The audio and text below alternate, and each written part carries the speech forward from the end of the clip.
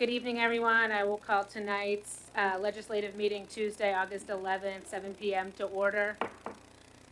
Good evening, everyone. We will start tonight with the Pledge of Allegiance and a statement of acknowledgement from Mr. Burdell Williams.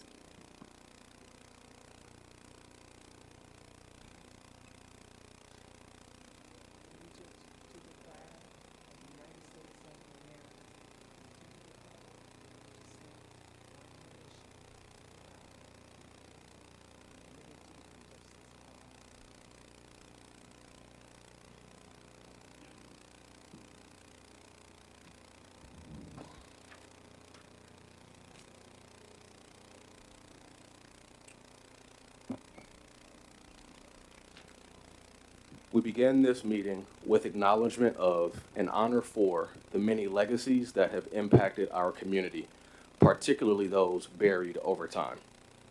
Acknowledging truth is critical to building mutual respect and connection across all barriers of heritage and difference. Cheltenham Township stands within the Lenape-Hoking, the ancestral homeland of the Lenni-Lenape civilization. Their people were and still are caretakers of this land and its rivers, and their legacy continues. We pay respect to their elders past and present. Our community owes its existence and vitality to generations from around the world who contributed their hopes, dreams, and energy to making the history that led to this moment. Some were brought here against their will, some were drawn to leave their distant homes in the hope of a better life, and some have lived on this land for more generations than can be counted. Please take a moment to consider the many legacies of violence, displacement, migration, and settlement that bring us together. As a school district committed to fostering intellectual curiosity and discourse in service of social justice, join us in uncovering such truths. Thank you, Mr. Burdell Williams. Ms. Hatcher will now call the roll. Good evening. Ms. Mia Blitzstein, Present. Mr. Charles Burdell Williams, Present. Mr. Zachary Epps, Present. Miss Jenny Lohman, Present. Miss Leah Mulhearn, Present. Miss Robin Murphy, Mr. Daniel Schultz, Present. Dr. Caroline Watts, Dr. Ross Whiteman. Present. Thank you. That concludes our roll call. Thank you, Ms. Hatcher. The next item on our agenda is public comment on agenda items only. So that everyone understands, we have this comment time now for agenda items, and then later after we move through our agenda, there will be a time to also comment on non-agenda items.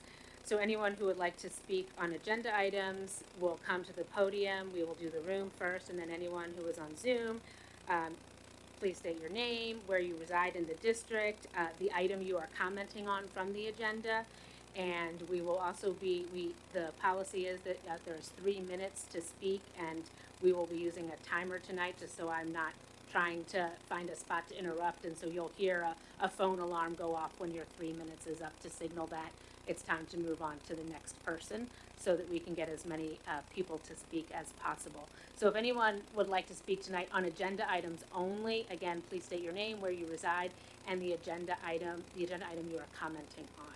And you may come to the podium now if it's on agenda items only.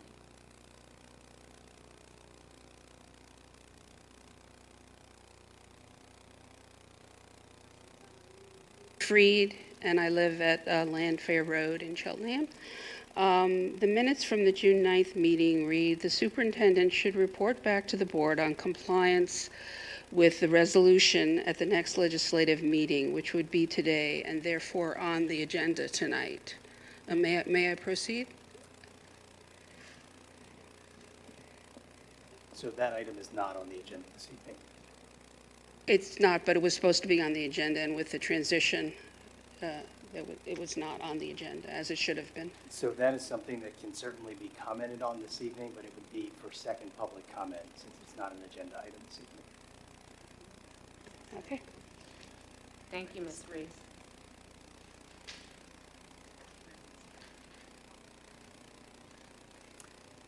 Seeing no one in the room for public comment on agenda items, is there anyone with their hand raised? Thank you, Mr. Kaufman. I will close public comment on non-agenda, or on agenda items, excuse me, and we will move to our next item, which is the approval of the June 9th minutes. Do I have a motion to approve the minutes? So moved, Zachary Epps. Thank you, Mr. Epps. Second, Charles Burdell Williams. Thank you. Any comments on the minutes? If not, I will take a vote. All those in favor to approve the minutes, say aye. Aye. Aye. Any opposed or abstentions? Thank you. The motion carries and the minutes are approved. The next item is the solicitor's report. Mr. Diazio. Thank you, Ms. Mulhearn. Good evening, everyone. I do have a number of executive sessions to announce this evening. The board has met in executive session 4 times since the last regularly scheduled board meeting. Those executive sessions were held on August 2nd, August 3rd, August 6th, and August 10th.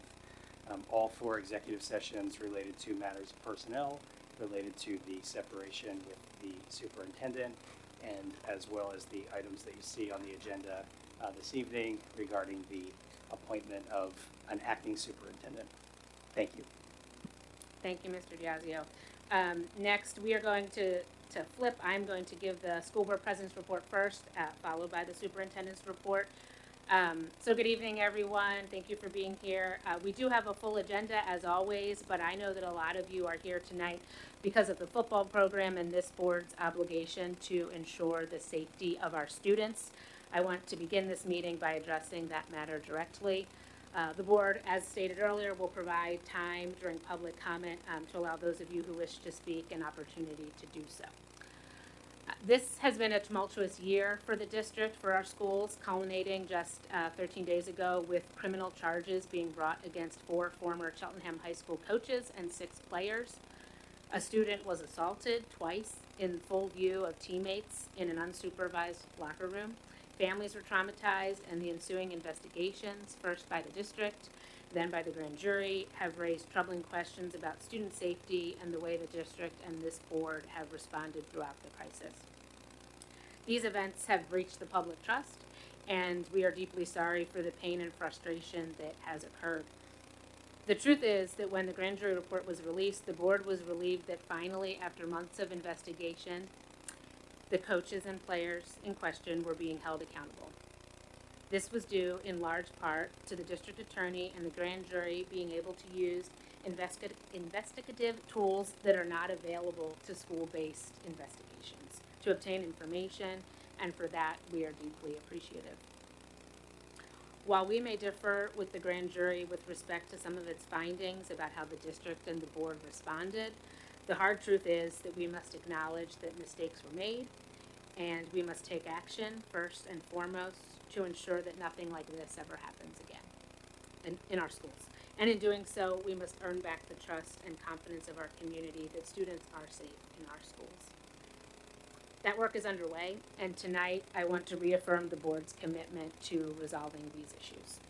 As you know, late last week, the board accepted the resignation of Dr. Brian Scriven as the superintendent of the Cheltenham School District.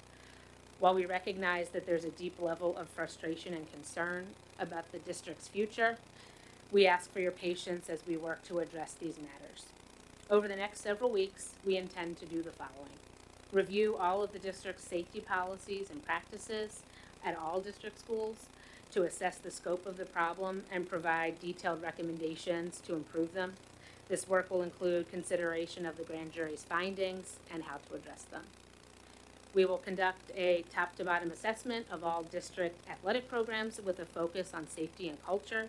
The issues that culminated in the horrific student-on-student attacks were not isolated incidents of violence. They arose in the context of a culture of intimidation and acceptance of violence. All sports will be assessed. Football will not return until we have addressed this, no matter how long it takes. The board is also committed to hearing from parents and other community members about safety concerns and addressing them in the most appropriate manner. To be clear, we have no intention of stretching this process out unnecessarily. The board intends to move with deliberate speed to address these issues and to make changes necessary to ensure that the incidents that have come to light do not happen again. For this reason, I am announcing tonight that the board has engaged Dr. Lee Dalton, an education policy specialist and a partner at the law firm of Saxton and Stump of York, Pennsylvania, to lead an independent review with a special focus on district policies and procedures, and to come back to the board with recommendations within 60 days.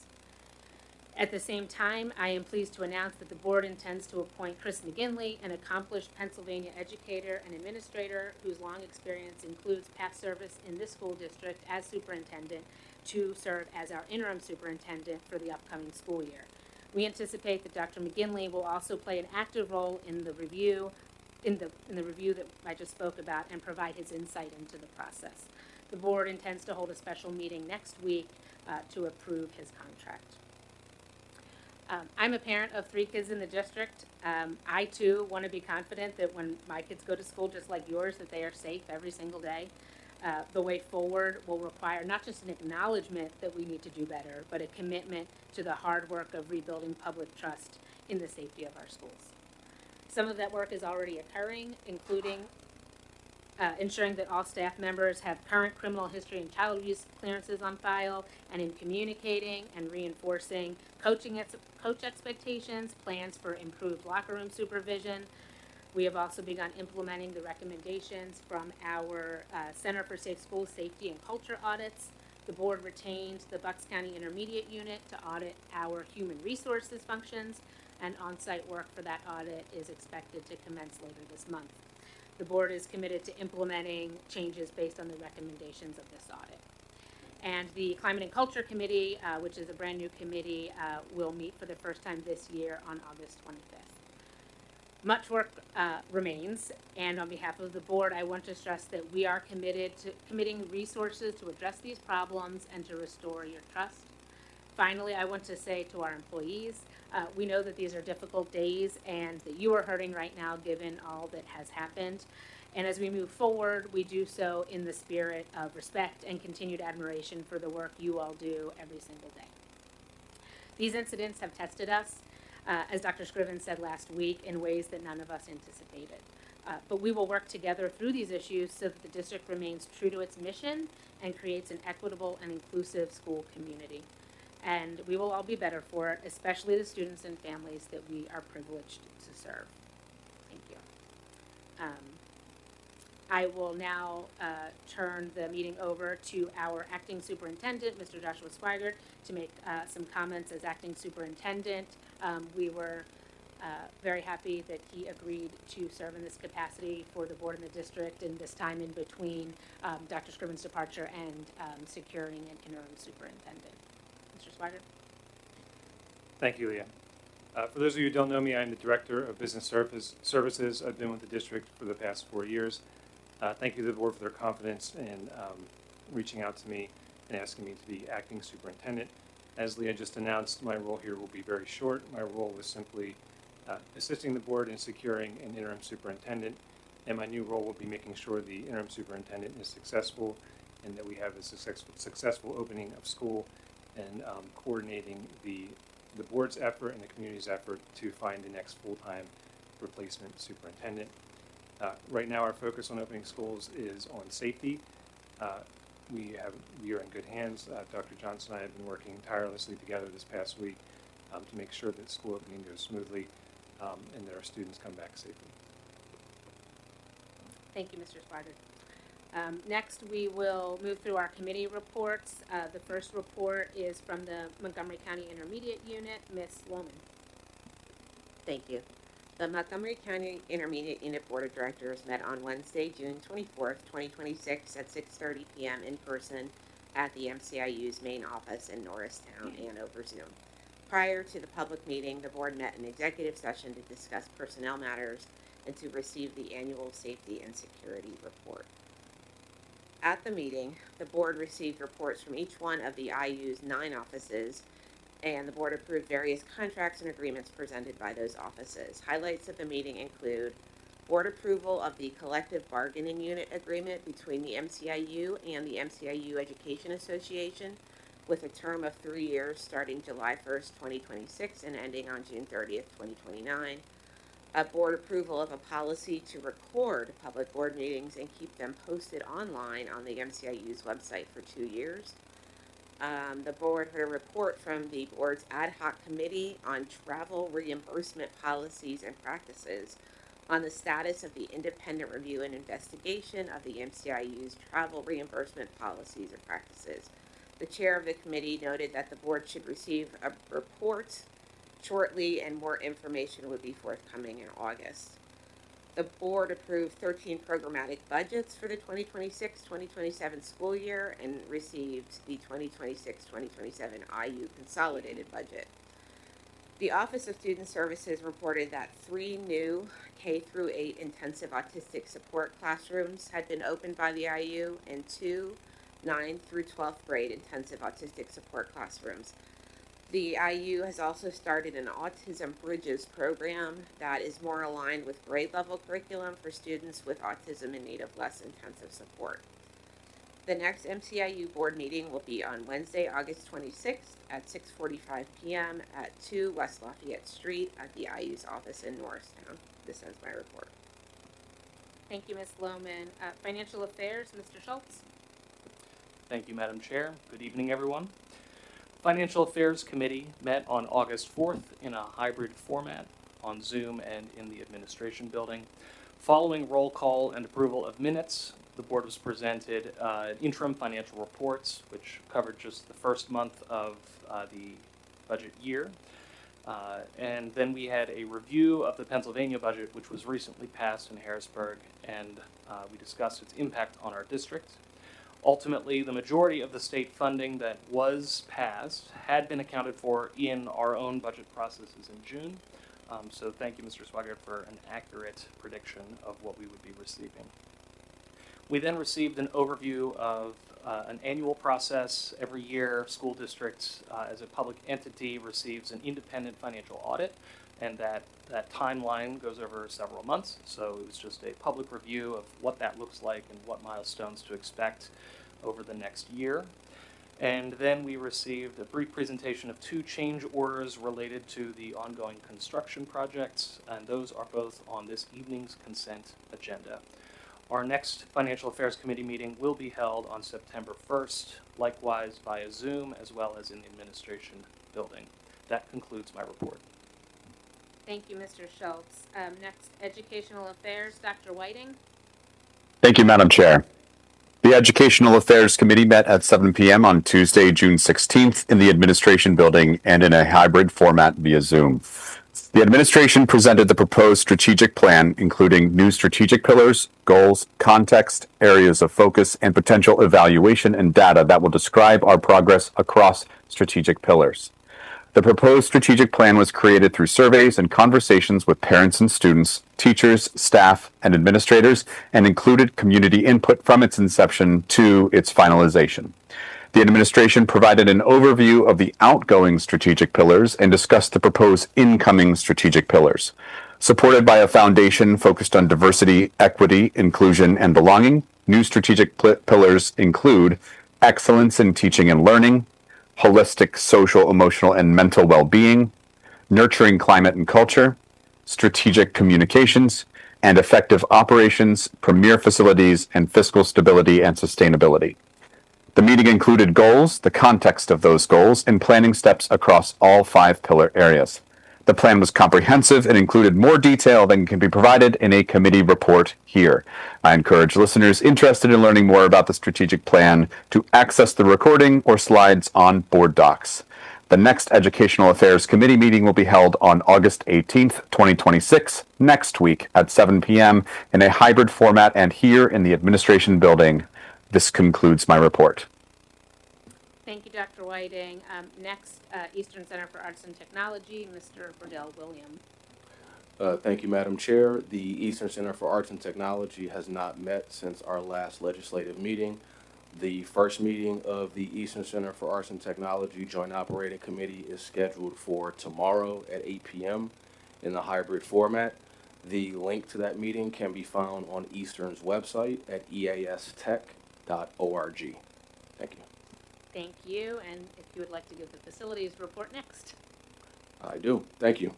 The August Facilities Committee meeting was held in a hybrid format on Tuesday, August 4th, and was chaired by myself. At the meeting, Mr. Carter, the Director of Facilities, and Mr. Sweigard shared updates regarding ongoing and completed projects across the district. Mr. Carter opened the meeting with information describing the successful installation of a new PICO transformer at the administration building. The scope of the project was to upgrade an obsolete aging unit that reached the end of its useful life. The next item on the agenda was recognition of summer painting work completed on the Cheltenham High School gym and hallway, done by a group of students who also attend Eastern Center for Arts and Technology. I will just take a moment to plug that I am always encouraged across our part of Montgomery County, where our school districts find opportunities to engage the students from Eastern Center for Arts and Technology in experiences that could help grow and develop their learning experience. And happy that we were able to do so in our own home district here in Cheltenham over the summer. Mr. Carter then shared details related to the active capital construction projects happening across the district.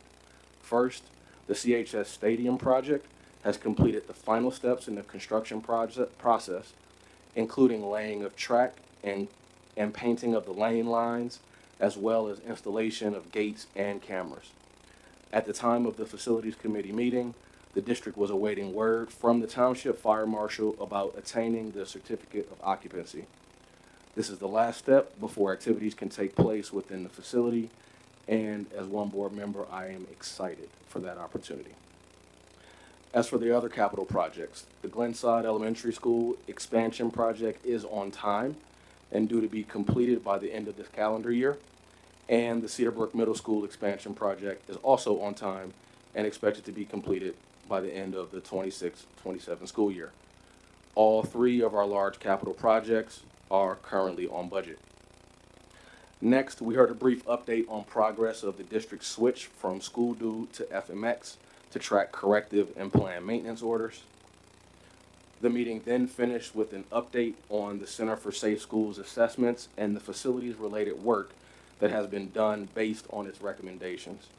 Completed work includes the installation of cameras in the CHS parking lot and athletic fields, as well as the administration building. The district-wide project to upgrade and unify building and facility access control is also underway. There is one agenda item from the Facilities Committee that is on tonight's agenda, which is a state bid to install padding on all three walls of the Myers Gymnasium. The next Facilities Committee meeting is scheduled for Tuesday, September 1st at 7 p.m. in a hybrid format. And as mentioned earlier, the full presentation for the Facilities Committee meeting, as well as our other committees, can be found at cheltenham.org/presentations. And that concludes my report. Thank you, Mr. Burdell Williams. Next is the liaison group report, and I will be giving that this evening. The liaison group met on June 15th via Zoom. This group is comprised of both township and school board or school district elected officials as well as administrators. Both the district and the township shared routine updates, including staffing, end of school celebrations, and the Township 250 events. The township also indicated that the appropriate ordinances were underway to reduce the speed limit on Ashbourne Road. Since that June meeting, the township has announced two key hires that I thought were important to highlight. One of those is the new township manager, John Altschul, who will begin next month, and we look forward to meeting him and working with him. And also the new police chief, Rich Schaefer, was also announced recently. Chief Schaefer is actually here tonight, and I'd like to give him a minute to come up and introduce himself to us. Welcome, Chief.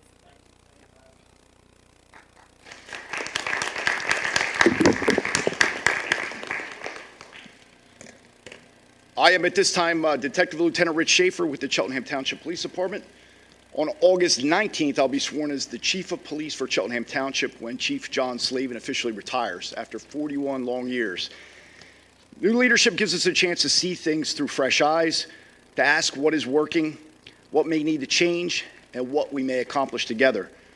As someone who has served this community for over 25 years, has lived in the township, and who has family and friends who attend and work within the school district, I have a very personal interest in the success of our schools and our community. I bring over 2 decades of crisis negotiator experience to this job, where we resolve critical incidents with de-escalation, understanding, and rapport building to change negative behavior. I'm also a member of the Montgomery County Gun Violence Task Force, where we work to stop violence by eliminating weapons on the streets. I work to help create our mental health liaison program, where we embed a county mental health official within our department to provide guidance and resources in behavioral health cases. I presently administer our internship program and have had the honor of graduating high school students from Cheltenham from the school's diversified occupational program. Our department now has a policy of universal crisis intervention specialist training, which has given our officers the tools to interact with mental health consumers, people in crisis, or anyone suffering emotionally. We work closely with Judge Christopher Sersky, who is committed to restorative justice for our youth and who regularly utilizes diversionary programs for young defendants. Our police department is also voluntarily accredited. We're working on our 5th 3-year accreditation cycle. This means we adhere to the highest policing standards and are audited by an outside agency to ensure that we uphold all state and accreditation mandates. One of the main focuses of our police department is community policing, and that is a centerpiecing of our policing strategy. To further our community partnership, we offer many community-oriented events, such as Police Open House, Trunk or Treat, Cop Camp, Cone with a Cop, Coffee with a Cop, Citizens Police Academy, Shop with a Cop, the Bike Rodeo, and as some of the people saw in flyers, this Thursday, August 13th, we're going to host a water ice event. That will be sponsored by Sweet Palace at Wall Park from 3 to 5. And I'm glad I got that in, because that's a chance for us all to talk outside of this venue. I wanted to share that little bit of what we do and a little bit about our police department to show you our commitment to progressive policing, to highlight the high standards we hold ourselves to, and to dispel any myths about how our police department interacts with our students and the public. I want to push back on some of those who sought to drive the police from the schools because it was like removing us from part of the community. I recognize that the schools are our community. They cannot be a separate entity. They're a vital part of our township that helps shape our young adults. Police interacting with students, faculty, and staff is a good thing. We want the school district community to have the chance to interact with us when they're having their very best days, and not only when they need us for an emergency. We do not want to be reactive when it comes to school safety. Rather, we want to be proactive by leveraging information and our relationships to get ahead of problems. We now face a challenging time in our school district. I'm here tonight because I believe that leadership is measured not in times of calm and comfort, but in what we do when the crisis arrives. We've fallen short and we have not lived up to our shared ideals. We must acknowledge the victims from recent cases, and we must promise to do things better, not only for them, but for future students. I would urge parents and the board to commit to a greater partnership with the police department, one that goes beyond slogans and lip service. That partnership means communication, relationships, prevention, planning together before something happens instead of meeting one another for the first time during the crisis. We must remember that if a problem is foreseeable, then it's preventable. We together must ask the question, what can each of us bring to the table to help Cheltenham's children? Let that be the common ground that we work from. I like the conversation that's been had already. I read an open letter from Sharif El-Mekki, and he presented bold ideas worthy of conversation. There have been parents with ideas chatting on local Facebook posts. I want to hear directly from students, parents, teachers, and our administrators about what school safety looks like to you, what your concerns may be, and how you want law enforcement to interact with the school community. We must leverage our relationships with outside partners who are committed to assisting the school district. They are District Judge Christopher Sersky, who I previously mentioned. He's a judge who serves the geographic area that encompasses the high school. Dr. Beth Sanborn, Montgomery County School Safety Coordinator. Kim Kirshner, Cheltenham's Emergency Management Coordinator. Maura Tumley from Montgomery County's Mobile Crisis. Mental Health Delegate Paul Butler. And Sergeant Jeff Murphy, our Community Response Unit Supervisor. All of these people and more stand ready to assist directly or to bring additional resources to the community. I'm not coming at you tonight with a predetermined plan to push onto the district. I'm coming with an open door and offering a hand. I will close with the hope that we will rekindle our relationship here today by tendering this pledge. The Cheltenham Township Police Department wants to keep all of our children, faculty, staff, parents, and visitors to our school district safe, and we will accomplish this by working in partnership with the school district and community to foster an atmosphere of mutual respect, transparency, and a shared commitment to our students' future. I thank you for the time you gave me tonight. Thank you.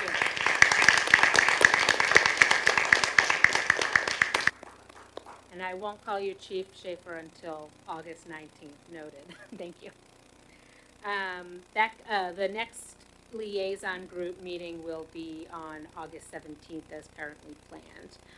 And the next report is legislative. Mr. Epps? No. Policy. Ms. Lohman, sorry. Thank you. Thank you.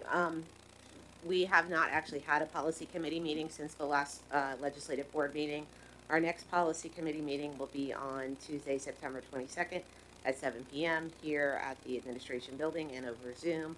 There are 6 policies on the consent agenda tonight for adoption. Those are not new policies. Those are just voting on revisions to existing policies. That's my report. Thank you, Ms. Lohman. Now, Mr. Epps. Thank you, Madam President. Good evening, fellow board members, administrators, members of the public in attendance live and virtually.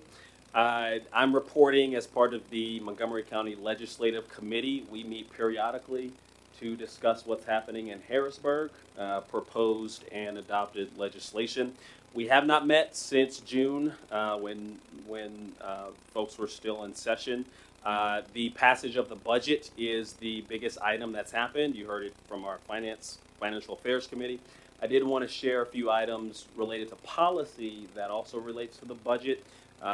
We've been talking about cell phone bans in Cheltenham, and they've been talking about in Harrisburg. That is not something that was passed as part of the budget negotiations, and so that's a decision we can make as a district if we go forward before it's a mandate, but we do know that they'll come back in the fall to talk about cell phones, and what was proposed was a bell-to-bell banning of cell phones possession.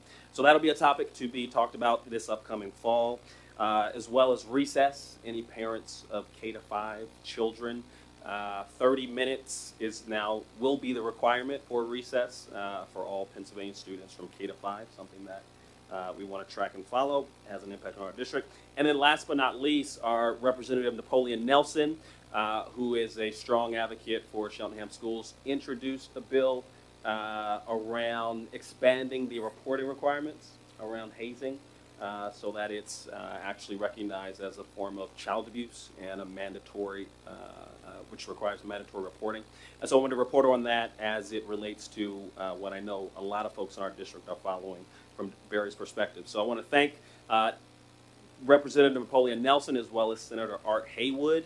We will have a lot of moments for advocacy that we need great relationships with across our district, but also parents, community members. It's not just a board, we can advocate as a community. So when it comes to cell phone bans, recess, the reported requirements, anything that's happening in Harrisburg, Rep. Nelson and State Senator Art Haywood have an open door policy to hear your voices as well.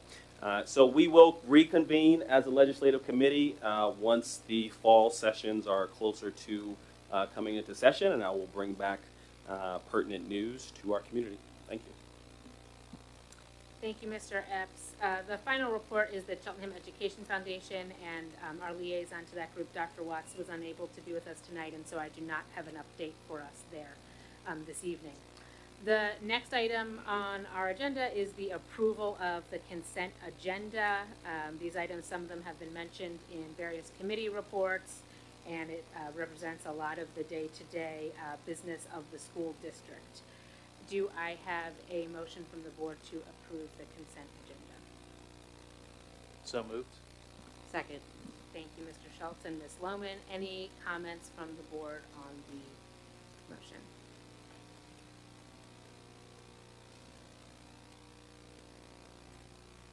Seeing none? No. Go ahead, Mr. Williams. Thank you. Just in regards to the 2 change orders that are referenced for the Cedarbrook project, I did want to just add some additional context. This was shared at our committee meeting last week, but for the edification of the public, these change orders do not move the budget of the project in a direction by which we would be talking about it being, an extra expense. These expenses were included as a part of the planning process and budgeting for the expansion at Cedar Brook, and as such will be approved as such. But I did feel like that context might be helpful as we're approving here. Thank you, Mr. Burdell Williams. I just want to recognize, in the agenda, we always have resignations, retirements. Siobhan Savage, who was our assistant superintendent, then was our director of teaching and learning, resigned this summer. I just want to acknowledge all of the good work that she did in both of those roles. A lot of movement in curriculum, getting resources, and really moving us forward. She got a lot of work done in just 2 years, far more than I think many of us would be able to accomplish. So I want to acknowledge that and wish her well in her next endeavor. Seeing no other hands, I will take a vote on the motion. All those in favor, say aye. Aye. Aye. Aye. Aye. Any opposed or abstentions? Thank you. The motion carries. The next item on our agenda is the appointment of the acting superintendent. Is there a motion to approve the appointment of Mr. Joshua Sweigard to be our acting superintendent? So moved, Zachariah. Second, Charles Burdell Williams. Thank you. Any comments from the board? Seeing none, I will take the vote. All those in favor say aye. Aye. Aye. Any opposed or abstentions? Thank you. The motion carries. Mr. Sweigard, you are officially our acting superintendent for this very short period of time. Thank you. We appreciate it. As stated, the board does hope to hold a special meeting next week to approve the interim superintendent. All right. Next item is public comment on non-agenda items. I started to talk about how public comment works earlier. Cheltenham residents, taxpayers, school district employees will be permitted to speak on non-agenda items at this time. Speakers' comments are limited per board policy to 3 minutes or less. We will be using a timer again, so when you hear that ding, your time has ended so that we can get the next person up to the podium. We will take comments in the room first, close comments from the room, and then move to Zoom so we don't do that awkward back and forth. We will be taking, as is our general practice, we will be taking notes about the comments and questions we receive, and we'll be getting back to responses to those at a later date. It is not our practice in general to respond in the moment. So just so everyone is aware, we are listening and taking notes and look forward to hearing from you. So if anyone in the room would like to speak, please come to the podium.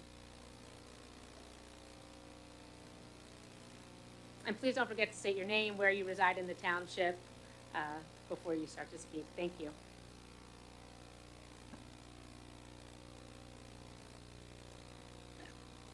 I have 2 children in the district at Cheltenham Elementary School and Cedar Brook Middle School. I would like to comment on the President's report this evening that the board is committing to hearing from parents regarding safety concerns. I stand before you tonight feeling significant anger and frustration.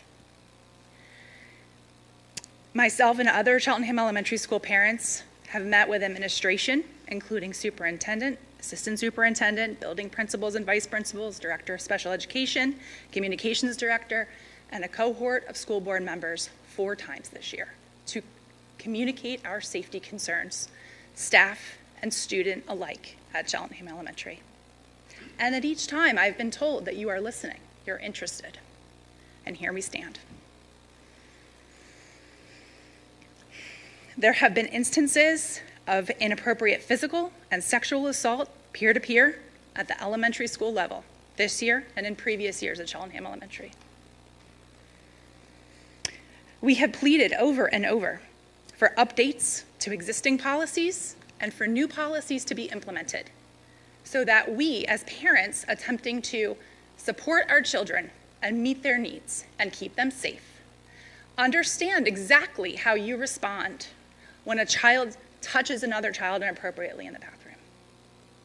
We want to know exactly how you will keep them safe the next day, beyond your legal obligation to report to Childline.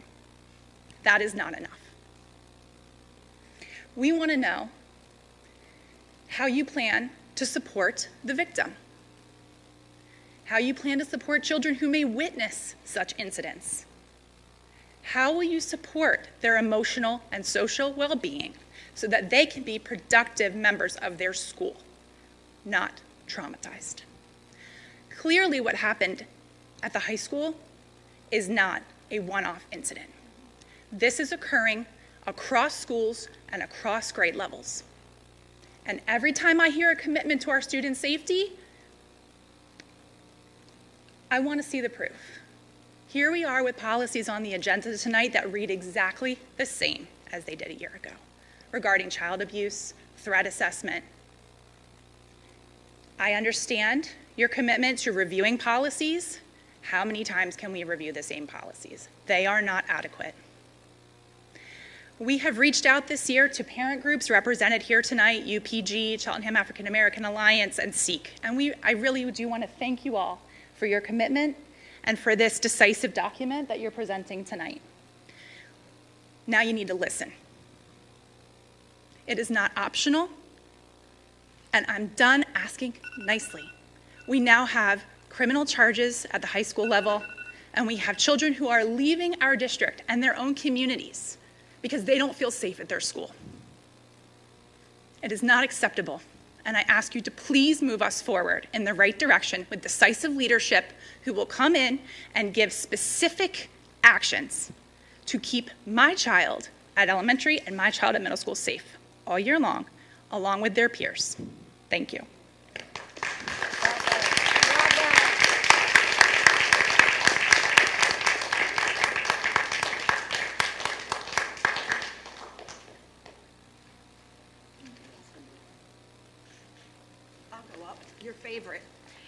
Your favorite is here. Elizabeth Karras, Cheltenham High School. Do you know why we're here tonight? We're here because you had two excellent candidates that could apply for the job, and they weren't even allowed to apply for it. How do I know? The recruiters told us. Dr. Lahara, superintendent of Bethlehem. Dr. Thomas Smith, my good friend. You should all be ashamed of yourselves. You brought us here.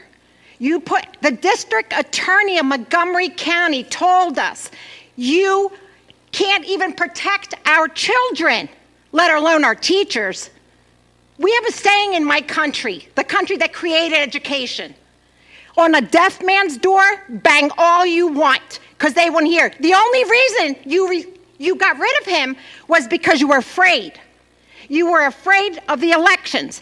Posting on Facebook that you care about a child being abused isn't going to do anything. Your family members telling us that Scriven was a great leader. He was a very nice man. He was a gentleman. He didn't do his job.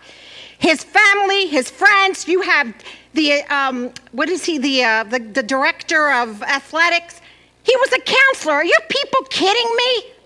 You're talking about my children. My autistic nephew goes and tells the security guards that there's fights in the lunchroom. My autistic nephew. And they call him a hero. Are you kidding me? The district attorney. You weren't ashamed? I was ashamed. I tell my kid who's going to college across the street, don't tell them where you went to school. Say you're local. You ought to be ashamed of yourselves, because I'm ashamed of every single one of you. If I lied to my boss, I'd be fired on the damn job. But you all sit there and tell me, Mr. Burnell Williams, you've told me he's not a liar. He was a liar. The district attorney told you on national television. Do you want to see my note from my friend on Messenger from Wisconsin? From Wisconsin. You ought to be ashamed of yourselves. And how you sleep at night, somebody should do a dissertation on your mental health. All of you and your attorney. Jameson High School School District. You think we don't know? Everything is published. You ought to be ashamed of yourselves. Period.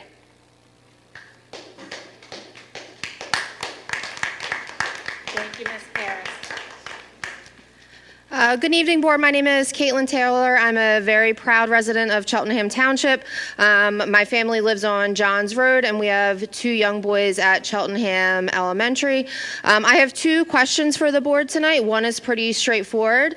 The first question is, what, if any, is the payout for Scriven's resignation? How much is the district continuing to pay him for his resignation?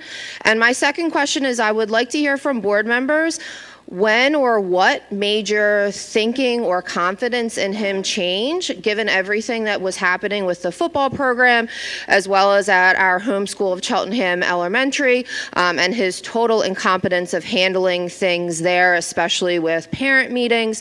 I was really surprised, honestly, in the spring to see an email from this board expressing such confidence in him. And so knowing now that he has been pushed out, was there something specific that came out? Was it just the media presence related to it? Was there something in particular that has made you all change your mind and lose confidence in him? Thank you.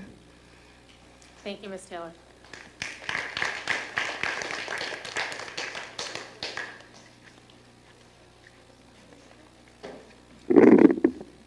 Good evening. I am Dr. Aubrey Nance. I am a resident of Cheltenham, Elkins Park, right across the street. First, we would like to express our profound sympathy to the victim, their family, and every student, staff member, and family whose lives have been disrupted by the systemic failures of our district. Introduction of parent groups. The Cheltenham School District is fortunate to have 3 district-wide parent groups that support families and are a conduit between the families and administrators and the school board. The 3 parent groups are the United Parents Group, Special Education Alliance of Cheltenham, the Cheltenham African American, and the Cheltenham African American Alliance. All 3 groups are open to all families in the district. Please visit the Cheltenham School District website to get more information. In addition to supporting families, leaders of these groups have joined joint meetings and collaborate on issues affecting our district. Now I'm going to read or begin our joint statement. To the board of the Cheltenham School District. This joint statement serves as an unequivocal declaration of the collective expectations held by the United Parents Group, the Cheltenham African American Alliance, and the Special Education Group Alliance of Cheltenham. We are requesting a meeting with the board prior to the start of the new school year to address the forthcoming recommendations. In the spirit of collaboration, UPG, SEEK, and CAAA leadership met in June with a non-quorum group of school board members to address critical concerns and recommendations on several topics, including safety, board accountability, and oversight, student achievement, special education, public relations, communications, financial stewardship, and equity. Reed received this board's response yesterday, which we will make public along with this statement. The board's response does not adequately address all the concerns, nor does it address the additional concerns we have given the release of the grand jury report and developments since the June meeting. We are no longer merely sharing perspectives or making recommendations. We are demanding a fundamental shift in how our school district operates. The protection, well-being, and educational excellence of our students must stand as the priority for this district. While athletic programs contribute value to student excellence, they must never overshadow or compromise the district's core responsibilities to educate and keep all students safe. Thank you.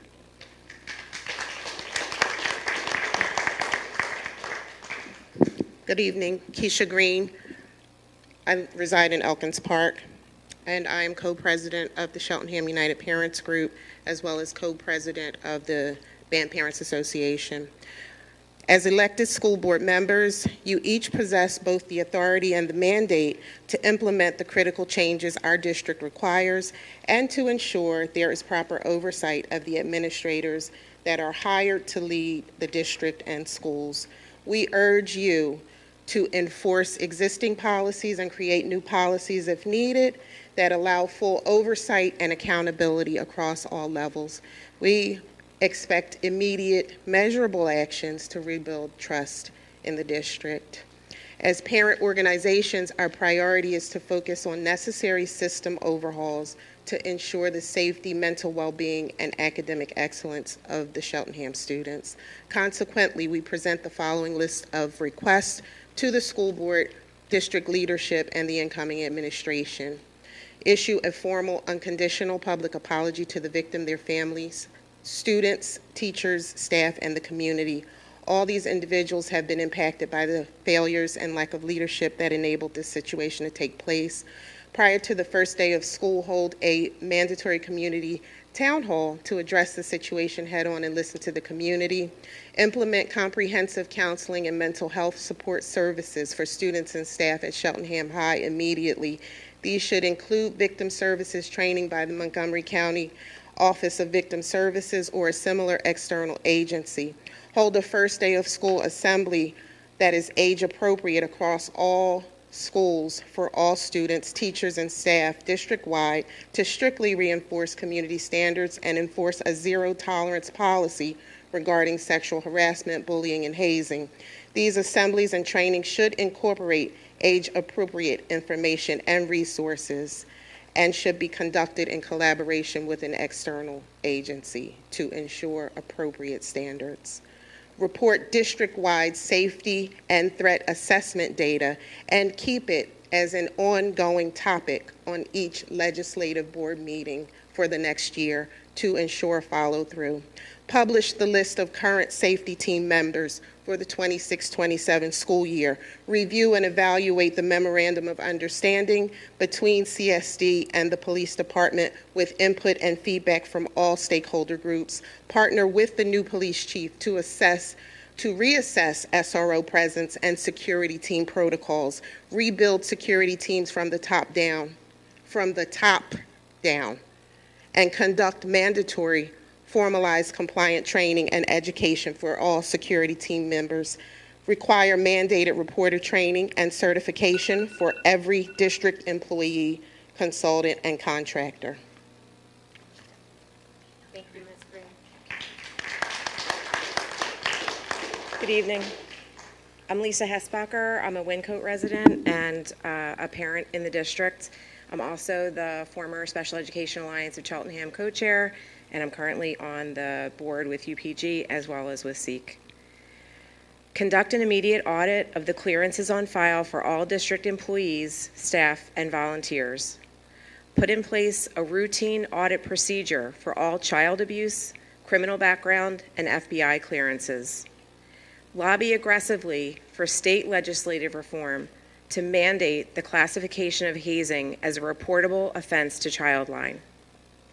Update board policies 248, entitled Hazing, and 828, entitled District-Wide Safety, to require visibility into Safe to Say Something, tip line reports, investigations, and outcomes. Categorize by the outcomes and publicly report to the school board on a quarterly basis. Launch an independent external investigation into the district's decision to hire football coaches in 2025, despite documented community opposition and warnings. Identify and hold accountable every individual responsible for attempting to obscure the truth or isolate the victim's family, and establish rigid preventative protocols. Embed concrete corrective actions derived from this crisis into the district's core planning and accountability metrics for the coming year, including the district's strategic and comprehensive plans. Incorporate the recommendations provided to the school board in June 2026 and this current list of recommendations by UPG, CAAA, and SEEK into the district's operational agenda immediately. Formalize a district-wide commitment to prioritize student safety and academic integrity over athletics and all sports programs.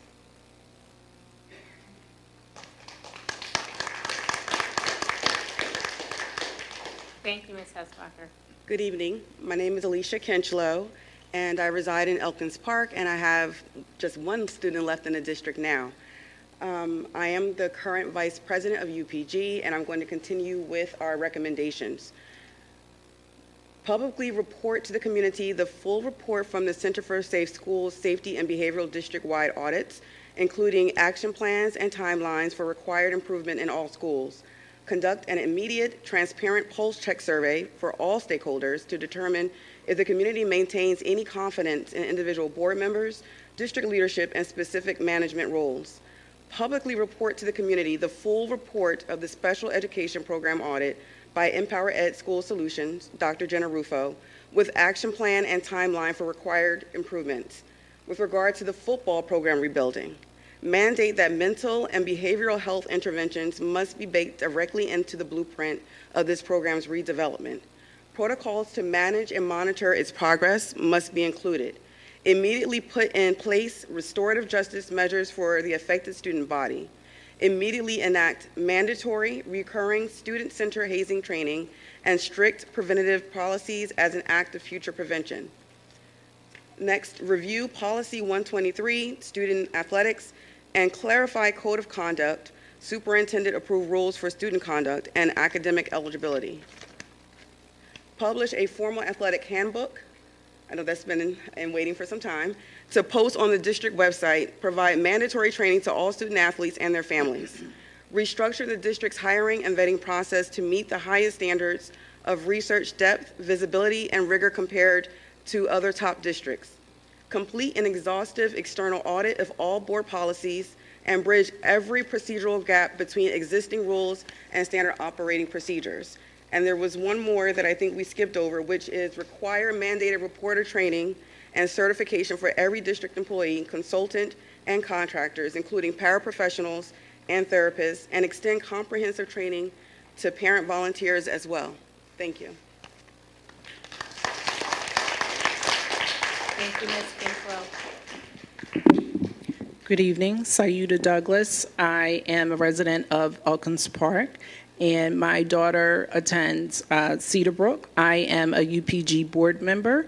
I also have two former students. One is a rising senior at Howard University, and one is a graduate of Howard University. We support the majority of the additional recommendations as stated by Cheltenham community member, parent, and educator Sharif El-Mekki from his August 1st, 2026 open letter to the Cheltenham School Board. While UPG, SEEK, and CAAA want to emphasize our enduring commitment to supporting our community and working collaboratively with the administration, diplomacy alone is no longer sufficient. As parents and leaders, we remain committed to ensuring the safety and well-being of every student in Cheltenham School District. We are calling upon the members of the Cheltenham School District Board to formally address these recommendations with transparency, accountability, and a clear plan of action. Our community deserves more than acknowledgement. We expect measurable steps, defined timelines, and public reporting on the board's response. Leadership requires accountability. The community is asking, we're demanding, the board to demonstrate the accountability through meaningful action or make way for leaders who are prepared to do so. Thank you. Thank you, Ms. Douglas. Hi, my name is Bethany Ostrowski, and I have two children in Cheltenham District, actually soon to be one. You already know me. You know my face. I've written to you all 5, 6, 7 times in the past year, and I'm part of a parents group that's been addressing you since 2023 about all of the concerns about violence, including sexual violence, that have been going on at Cheltenham Elementary. I wrote to you in good faith, and I really believed when you said you cared. When you said you cared about our student safety, and you're sitting there and you look like you care, but I know that you don't, because my daughter was sexualized at 8 years old. She was later assaulted, and this all happened after the principal was knocked out in front of the entire second grade class. This all happened while we were coming to you and begging you and pleading and saying, please do something. And you did nothing.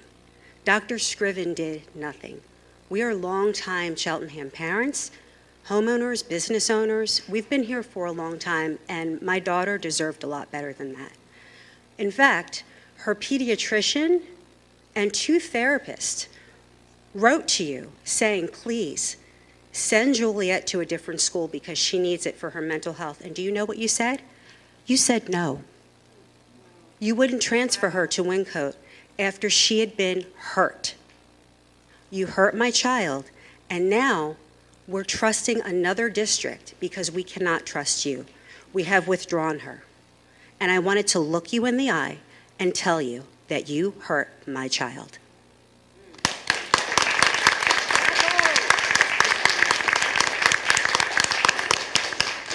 Thank you, Mrs. Ostrowski. Ms. Taylor? Yes, I actually wanted to follow up. I apologize that I assumed after I asked my questions and sat down, you would provide an answer. This is admittedly my first Cheltenham School Board meeting, but given that my husband is an administrator in other districts, I've been to other school board meetings where public comment just doesn't mean public comment, but if you also invite questions, then questions are answered. So I would, if you would like me to repeat my questions, I would be happy to do that. No. Well, at the beginning, and I apologize if I was not clear. Generally speaking, when we do public comment, we do not respond individually to comments in the moment. We respond afterwards, either at the following board meeting or in the time in between. And so that is why you did not receive a response in the moment. So what should we expect in terms of the 2 questions that I asked? Should I receive a personal email? Will the school board put out a statement regarding particularly Scriven's buyout amount?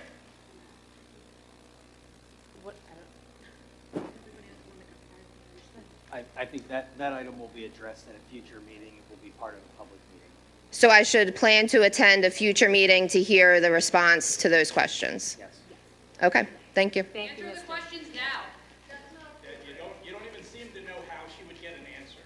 Like it's never come up. A future meeting, not the next meeting. Ms. We're not here Saavedra. just to talk. We're here to hear from you what you have to say Miss- about the things that we're talking about. Miss, if you would like to make a public comment, please join the line, and so we I would can like listen you to answer everyone. the questions people are asking. I don't have any further questions. I agree with everything that everyone else is saying. Thank you. Thank you. Ms. Saavedra?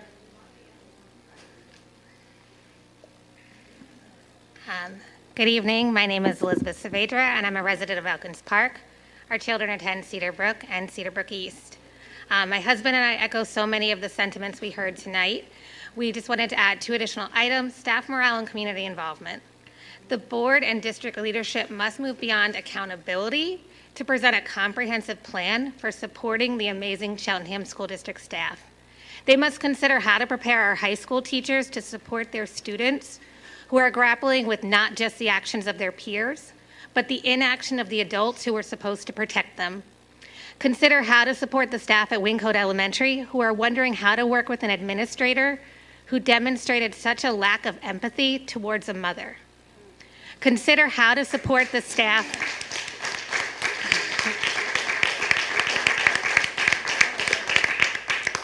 Consider how to support the staff at Cedar Brook East who are returning to school during this incident while navigating yet another shift in building leadership.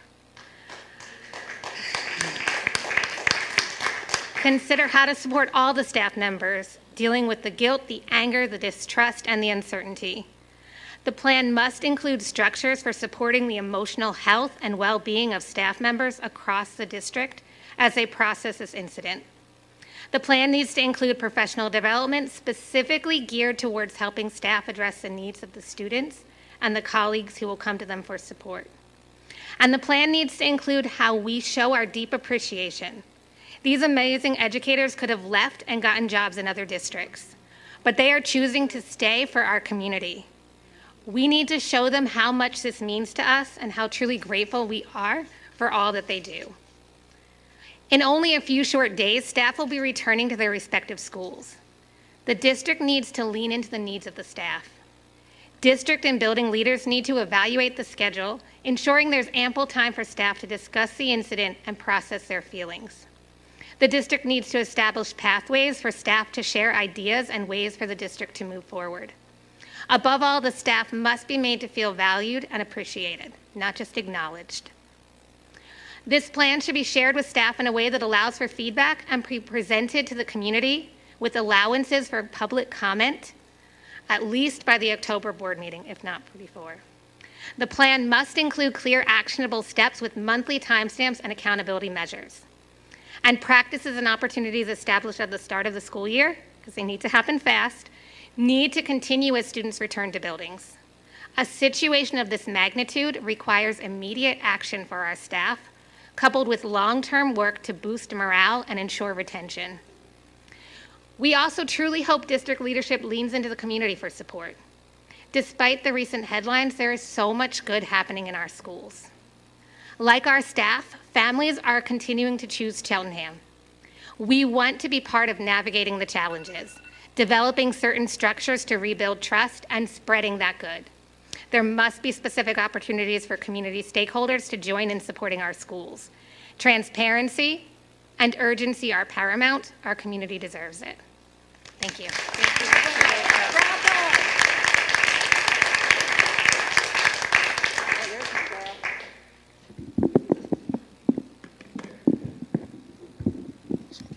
Good evening.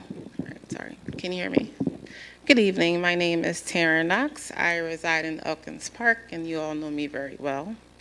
I have attended many board meetings since 2022. My son just recently graduated high school. He's headed to college next week. Unfortunately, I had to pull him out of Cheltenham High School for his senior year because of the lack of accountability and effort from the board on down. My son was a football player on the football team. When the former football coach was abruptly fired, spring of his junior year, all we asked was that the school would go through a fair hiring process to bring someone in that was competent and capable of running that team. We had several meetings with the school administration. We spoke to you. The boys put up a petition. We begged, we pleaded. The coach that you hired and you approved as the football coach was previously fired from another football program just down the street. And when we just asked for a fair hiring process, you told us that according to the CEA contract, he was entitled to that position without interviewing because of that contract. Prior to that, I came to the board for several safety concerns throughout the school, with the fields, all of that. When I asked that question, if that gentleman would step aside so that we could go through a fair hiring process, and your high school principal, Dr. Hammond, snatched the microphone from him so that he could not answer my question, that gave you my answer to say, okay, I'm done. Clearly you don't care about safety. Clearly you don't care about hiring people that are capable. So he's coming out of the school. For his senior year, he had to come out of that school. And I could not be happier that his diploma does not read Cheltenham High School. I couldn't be happier, and that's sad because we live in this district and he should have graduated from that school. Everyone from the administration on down that has failed these students, you all have approved them to be hired here. Every complaint the parents have brought to you, because this goes beyond the football situation. The district is under a federal probe for sexual misconduct with employees. The school system has been in the news for a negative issue since September. We're now about to go into the next school year, and the news is still here. All of this has come before you, and every time I come to a board meeting, all I hear is, I approve. And that's sad.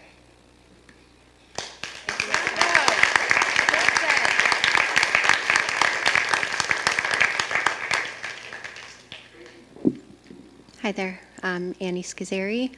I live in Cheltenham Village. I'm here on behalf of the Cheltenham BPA, Band Parent Organization. I'm co-president. I'm also a proud graduate of Cheltenham, class of '93, and I have to say my heart is heavy for what's going on in the district now, especially since I chose to raise my kids here because of my experience at Cheltenham. My ask of this board is to keep the students at the center of everything that you're thinking about, and the staff. This is not an acceptable situation for anyone, and I think, I'm sorry, I'm very emotional. I feel very upset. The students are about to come back to school. The band program encompasses not only the pep band that you see, the jazz band, the color guard, the percussion, also any of the programs in the schools. That's a lot of kids that have been affected, and specifically from also the loss of the football program. It's affecting them too, and the cheerleaders. They now have lost their main outlet for performing and providing back to the community, and they've been robbed of that. And I hope that you will consider that as you move forward, the effect that that's going to have. And even talking to my own kids before I came here tonight, I asked them about how they felt about going back to school, and they're nervous. They feel not just for safety concerns, but just for the environment of the school, the vibe. They're worried for the teachers. My oldest said, I'm worried the teachers will be upset. And I just think it's something to consider. So I'm just asking you, please, to listen to everybody here. And I mean, people are angry. They have every right to be. I think you've chosen to take on these positions. I hope you take them seriously. Thank you.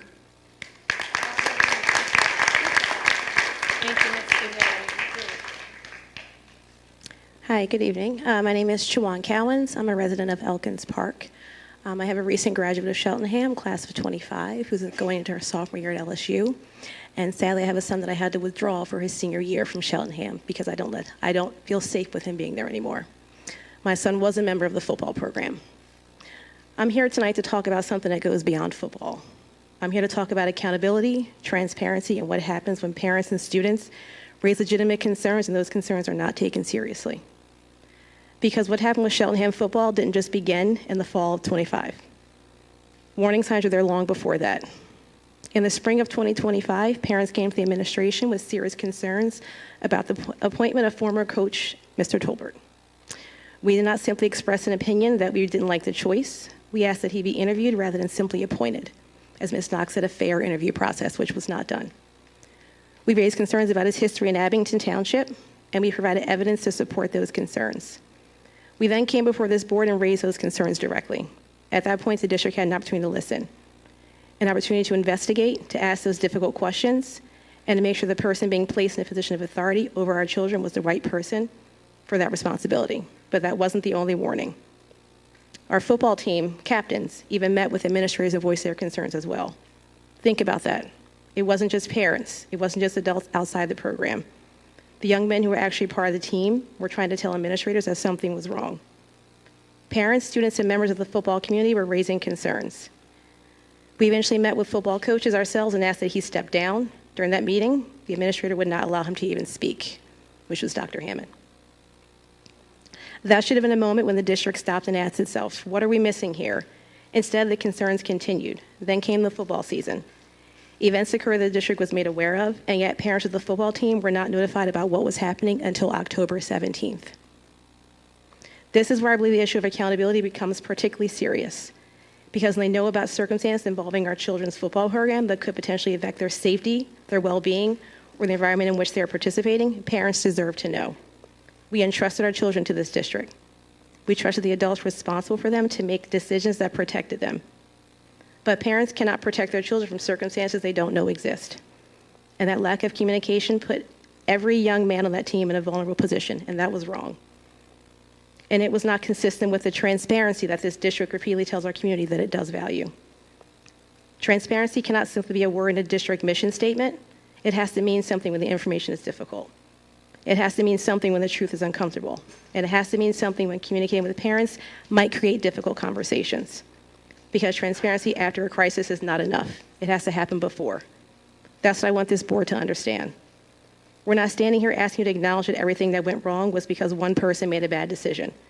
We're asking you to look at this series of decisions and missed opportunities that brought us here. We all raised concerns. You had opportunities to investigate and intervene, and you did not.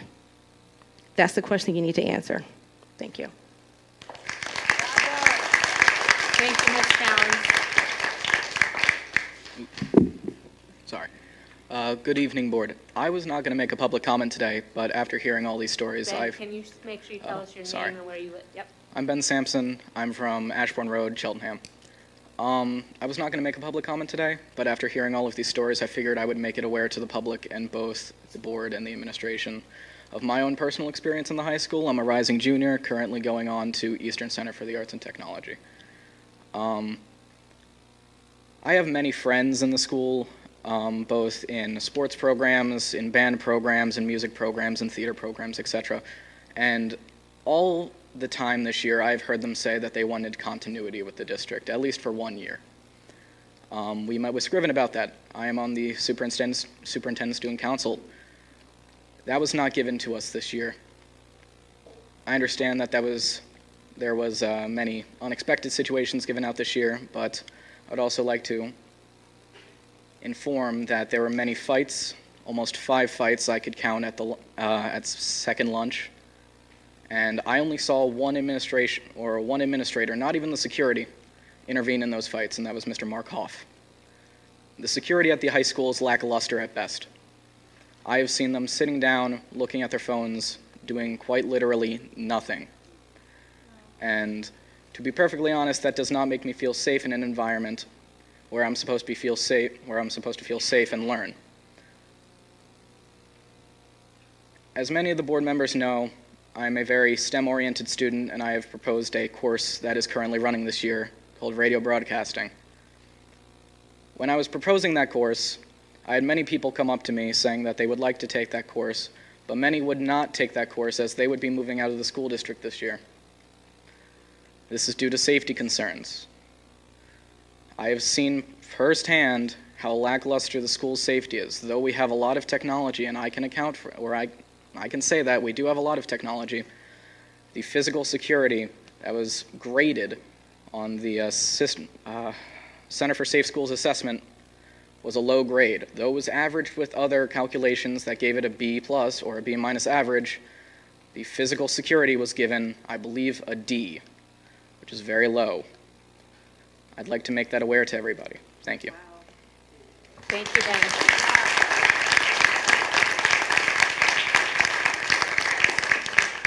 How long do we have? Ben, thank you for speaking. I know that it's hard to get up there and speak, and I appreciate that you shared what was on your heart, so thank you. How long? What is it? 2 minutes? 3 minutes. 3 minutes, okay. Thank you. Hi, short.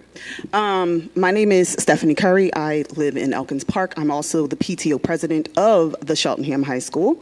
And this message is not necessarily towards your board, it's more so towards the people behind me. And you. I don't know if you know that I'm the PTO president, but you probably, yes, okay, well, I'm the PTO president. Sorry, yes, yes, okay. I just wanted to say that to him. But here's the thing. My son is going to be going into Cheltenham High School Jesus. He's going to be going into those doors. And I will go to the mattresses for him, okay? So I want y'all to know that. I'm very happy to see some students here fighting for their safety. I wrote a letter, and I want you all to understand that our kids are the ones that are suffering. I want everybody to understand what it's like for the kids that are going to go back to that school. I want this district, I want the board, I want our principal, I love him, but I want everyone to stop being risk averse and do what you need to do to make it safe for our children. Don't be so, we're in this point where we take it to the extreme. Let's really come up with something comprehensive and really make it happen. I might be one of the only people that don't think that Dr. Scriven should have resigned. I think he should have stayed here and cleaned up his damn mess. And the problem is I've been in this district for 17 years. My partner has been in this district for 30 years. He's a graduate of Cheltenham.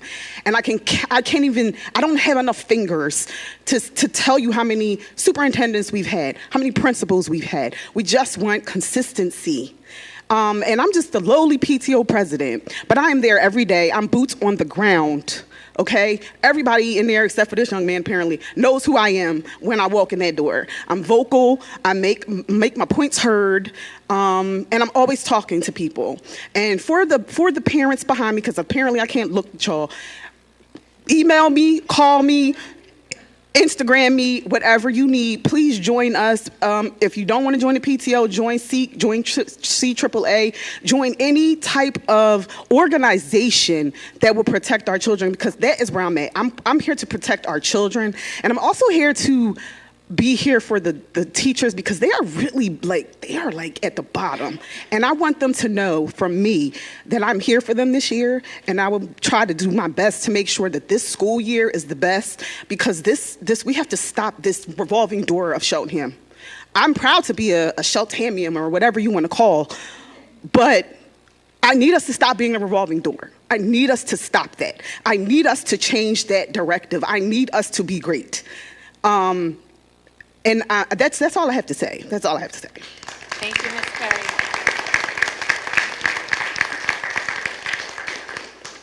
Good evening. My name is Mercedes Villara. I live in East Cheltenham. I have 2 children, one moving up to Cedar Brook East and one going up to 10th grade.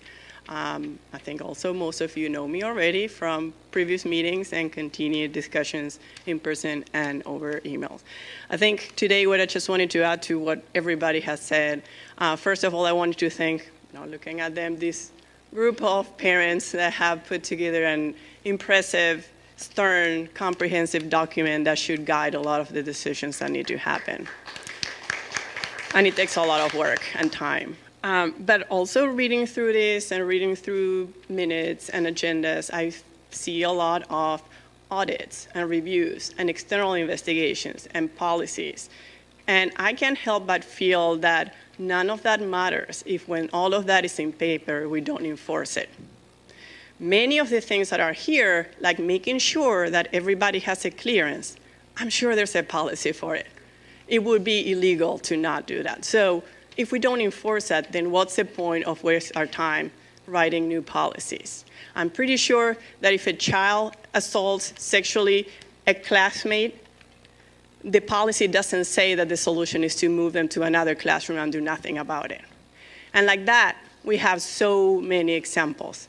The policies are vague, sure, they can be more specific, but there's many policies that are not being followed. And we need the students to understand that the policies are there to be followed, and we need to be stern when they don't. Discipline is lackluster at best. We have a small percentage of children, students, scholars, whatever you want to call them, that run the schools. Year after year, they are the ones that cause 99% of the issues that we have. And it continues to happen, and it continues to happen. And what they do when they are in 3rd grade is the level. It becomes criminal when they're in the high school. And we have the evidence, and that's what we have been trying to highlight.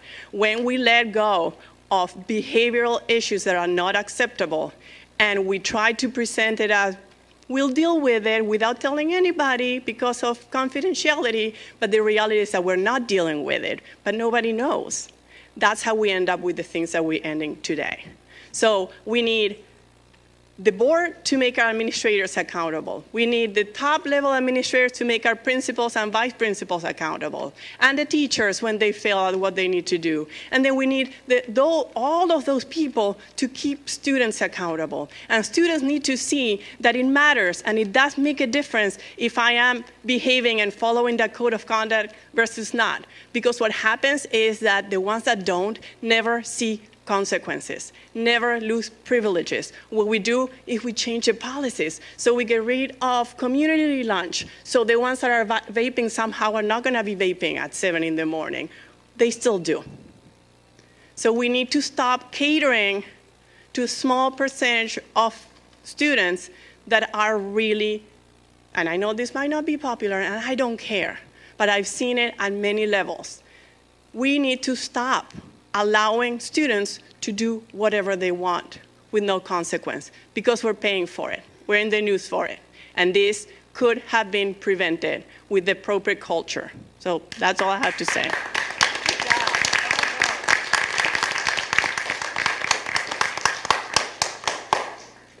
Hi, my name is Shirley Gaither, and I live in Oak Lane Manor. And I am the president of Cheltenham Elementary School PTO. And we are having a lot of difficulties. I have 3 children who graduated the high school, and then I have 2 kids at CES. And, you know, as the PTO, I was thinking, okay, we got to get spirit wear. So I'm coming up with ideas.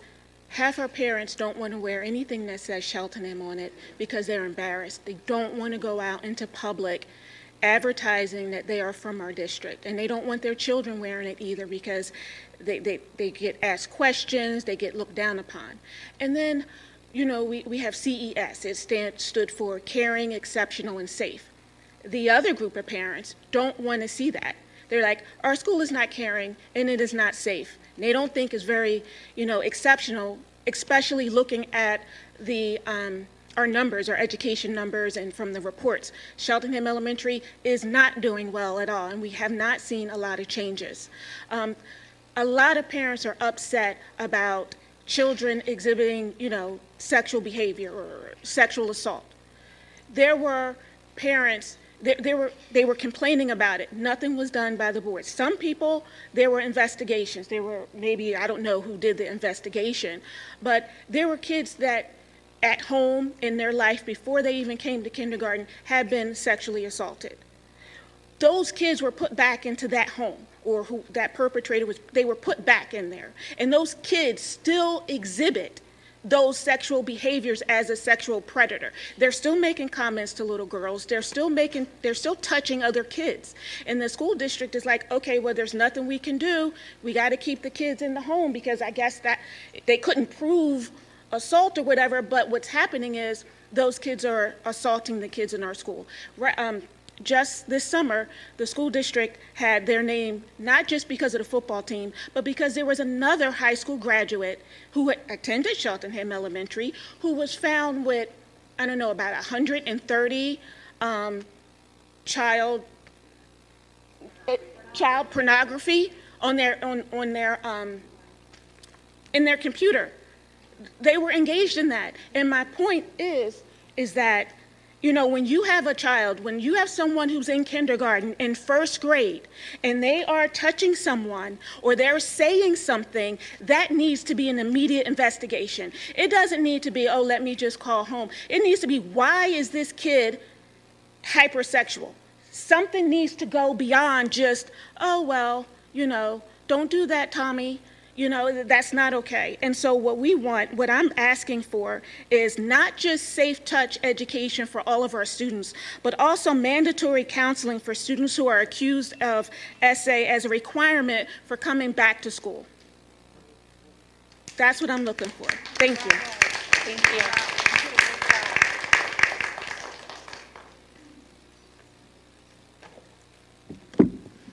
Good evening. My name is Diana Abelard, Parkview Road.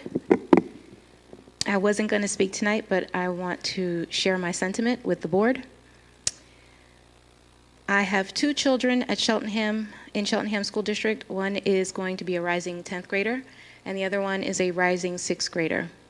I want to share with you that for my rising 6th grader, he was also a part of Cheltenham Elementary, where he experienced an assault that was sexual in nature this past school year. I requested to speak to the school principal. I'm an administrator myself, and I was redirected to the AP. The AP was very adamant on sharing with me the punitive outcome.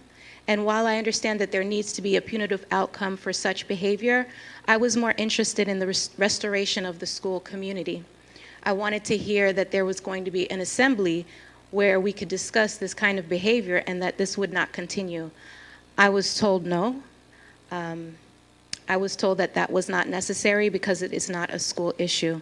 I encourage the board to reconsider well, not reconsider, but consider some of the recommendations that have been presented to you tonight in regards to a town hall meeting and just restoring our school community. I also want to share with you that I have a rising 10th grade student in Cheltenham High School. She's actually a star student. She's a 4.2 GPA. She is the co-captain of Color Guard, and she has served as a 9th grade president for the student government, and she has been deeply impacted by all of this. She is embarrassed when she has to go and perform with her Color Guard amongst other schools across Pennsylvania, and that is a shame. We need to do better.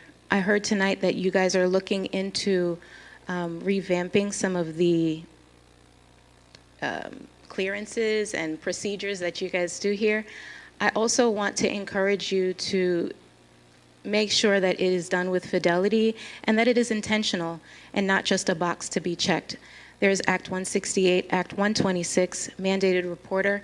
Instead of just having people get online and create and produce a certificate, actually have them participate in meaningful PD where they understand what child abuse is and when to report it. Thank you. Thank you, Ms. Abelard. Hello, Ms. Freed. Thank you. Hi, my name is Amy Freed, and I live on Landfair Road in Cheltenham. And I've had 3 children enrolled in the district, 2 of whom graduated from the district, and I'm talking on a slightly different subject. It involves safety, but I just wanted to say that my heart is heavy hearing what's coming from the parents here.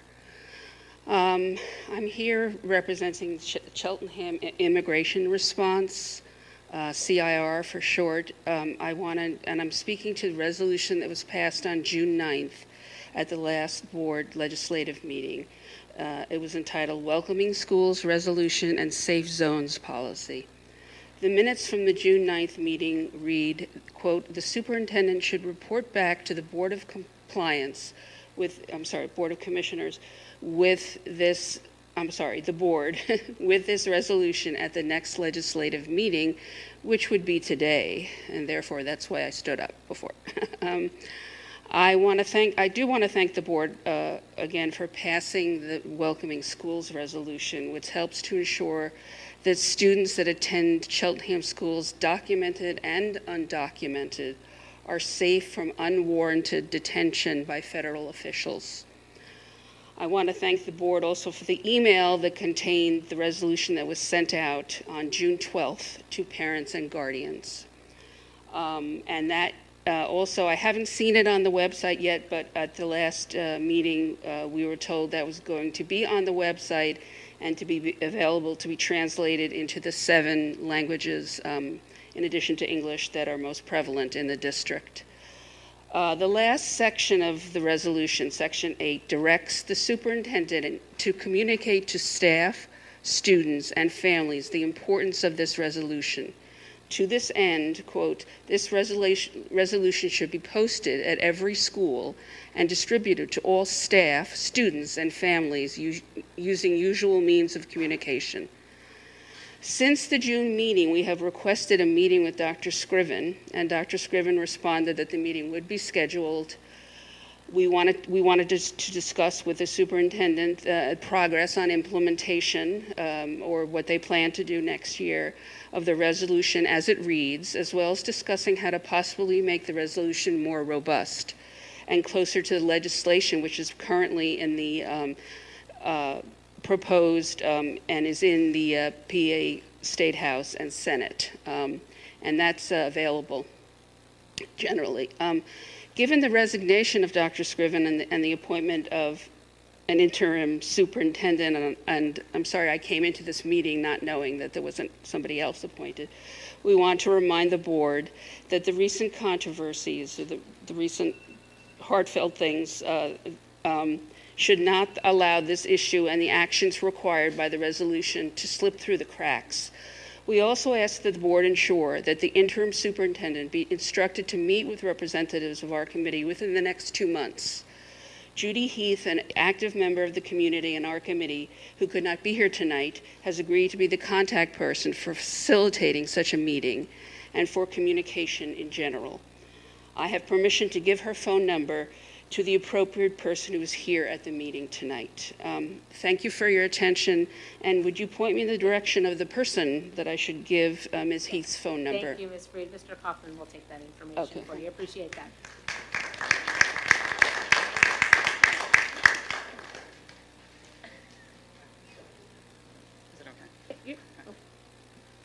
Hi, my name is Kathy Sampson. I live on Ashbourne Road. I'm the proud mother to 2 sons in Cheltenham School District. One is sitting here who spoke earlier, and you know that he's feeling a little bit of emotional because he would have never come up to this mic to make any kind of comments.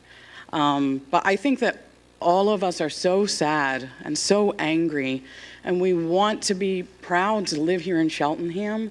We want to be proud that we're part of this school district, and we're just not at this point. We've lost all trust, and it really makes me sad because my son has a lot of great friends. They love their friends in the school district, but so much is happening. I think that it just comes down to transparency and accountability, and it starts at the top. So many things happened, not just at Cheltenham Elementary. You've heard many things about Cheltenham Elementary. Things happened there and nobody knew. I understand that maybe parents knew a little bit after things happened, but nobody knew about that. Why can't the entire district know what's going on at Cheltenham Elementary? Is it only the parents in Cheltenham Elementary that should know about what's going on there? I think that everyone in the district should know what's happening at Cheltenham Elementary. Also, I mean, the entire district now knows what has been happening at the high school, right? So, like, why was there that lack of transparency? It was very difficult to hear from neighbors because both of my sons went to Cheltenham Elementary and things like that. There were very rare instances that things happened, but what I'm hearing now, it's just like unexcusable. And to not have anything done, the kid has just moved from one class to another. And that's the accountability, not just for you guys, but the accountability for the students as well. Students, I understand, who are in an elementary school level may need extra help, may need emotional support, and that's another thing at Cheltenham Elementary, the only elementary school that has 2 emotional support classrooms. None of the other elementary schools have those classrooms. They have autistic classrooms, and they have life skills classrooms, but they do not have emotional support classrooms. So Cheltenham Elementary has an abundance of children who may need extra emotional help and may, cause maybe some extra problems or may need some extra help. So I don't know where that help is going to come from, but I'm hoping that we can work together to try, if you can be more transparent about things happening in the district, not just at, to the parents of one elementary school, the whole district needs to know. The whole district needs to know. And, that's just my feeling. The students as well. The students need to be held accountable for their actions. I know one parent came up here, they need to be accountable. If they do something wrong, they need to be held accountable for their actions. Thank you. Thank you, Ms. Sampson.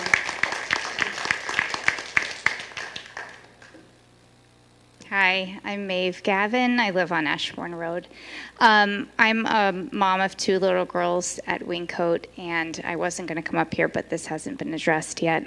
Mr. Hoff was announced as the new vice principal of Wingcote on July 16th, and then 13 days later, we all received the district attorney's announcement. And while it did not mention any names, it did mention, I believe it was admin number 1, admin number 2, and admin number 3. And so what I and many of us are wondering now is, will he still be coming to our elementary school in 2 weeks? Thank you. Thank you, Ms. Gavin.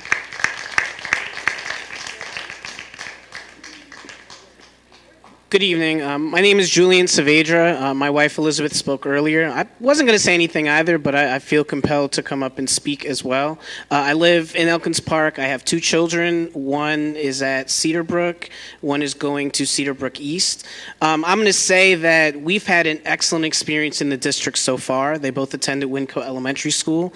And those of you that know us, we're very heavily involved in the district, and we support this district. But the time is now to make concrete change because all eyes are on us. This community is very unique, not only in this state, but in the entire nation. This has made national news, and we've been in national news for far too long.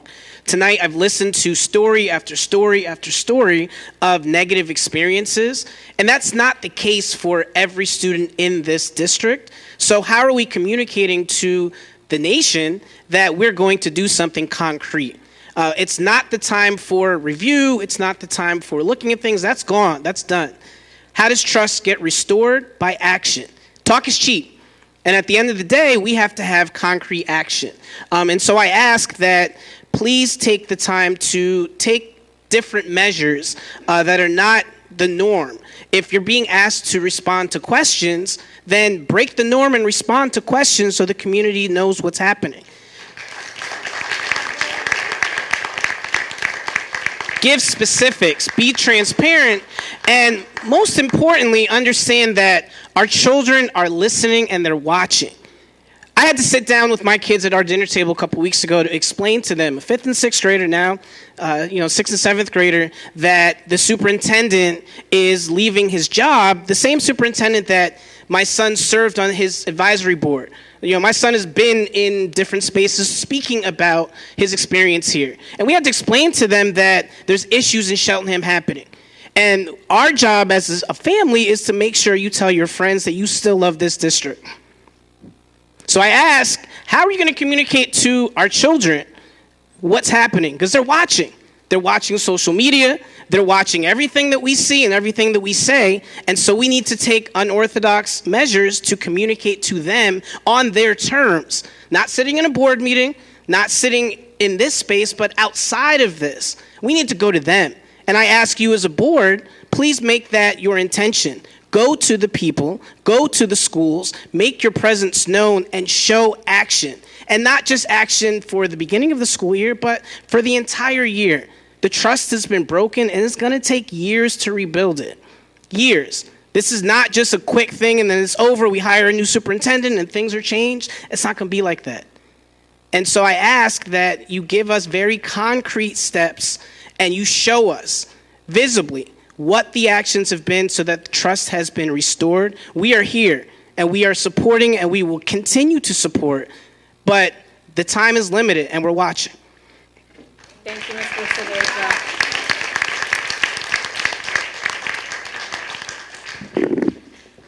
Good evening.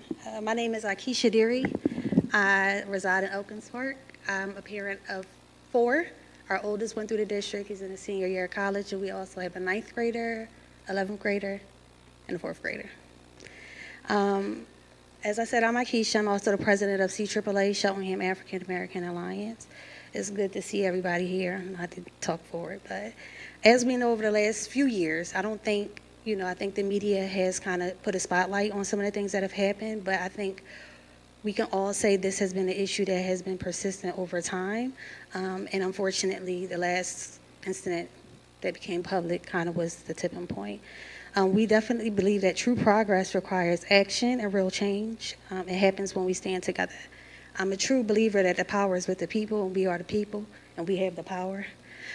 This is why tonight, on behalf of CAAA, alongside our partner parent organizations, would like to announce our Together We Can Change Their Tomorrow community march. It will take place on Saturday, August 29th, 8 a.m. sharp. We'll start outside our admin building, and we plan on marching over to the high school. To the brother's point who just spoke before me, I think it's important. A lot of us said tonight how we felt, our hearts were out to the young people, to the families who are affected by the things that are going on in the district.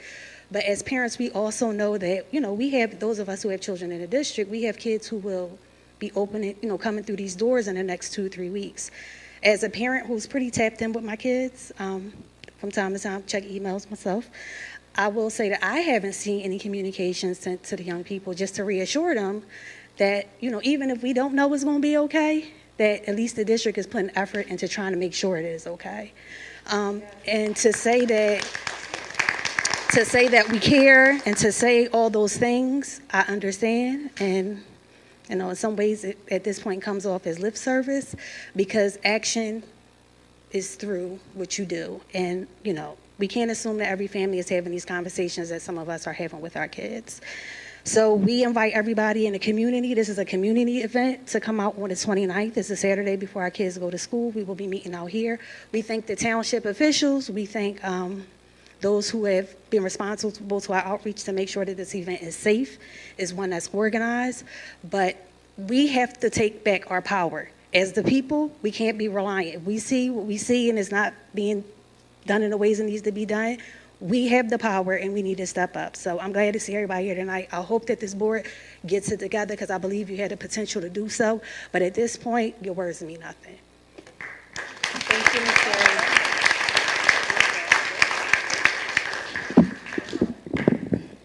Good evening. Good evening. Okay, here we go. Hi. Okay, all right. My name is Frances Brown. I reside in Cheltenham. I think it's very clear tonight that we are tired. I think, my question is, what will it take for you all to be tired? I've been here now since kindergarten. I'm a senior this year, and I'm saying me, but my child is a senior this year. And I've never, ever experienced any of this. The Cheltenham Elementary that they're speaking about, I do not recognize. I don't. So while we're taking questions, I have a few that I would like a response to.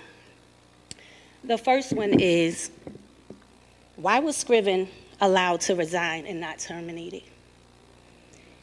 He was praised in a roundtable a few months ago at one of these board meetings while all of this was going on. He was praised. So I feel like tonight his absence is very strategic and calculated. The Title IX investigation will be promptly completed. I read that as a response. But if we didn't have the level of competence to complete the first investigation, where does the competence come from to complete this one? And who are we issuing discipline to when they all are gone? I also work in human resources, specifically in education. And it is our responsibility to ensure that staff have clearances and that personnel files are current and up to date. And when they don't, that should be uplifted so that staff is suspended, they're removed, there's corrective action given. So was it not uplifted in this case? Or did HR drop the ball? And if so, what's the response there? Because I'm pretty sure if there were 5, there were more. My last question, one of our parents, Annie, raised the question about other kids that were affected in different programs. And this question, it cannot wait till the next board meeting because we are coming to school in the next 3 weeks. What is the plan for the morale of all the kids that have been affected? Should the seniors expect to come and sit on the lawn for senior sunrise and see news cameras in their face? Is that what they should expect? Those are my questions. Thank you, Ms. Brown.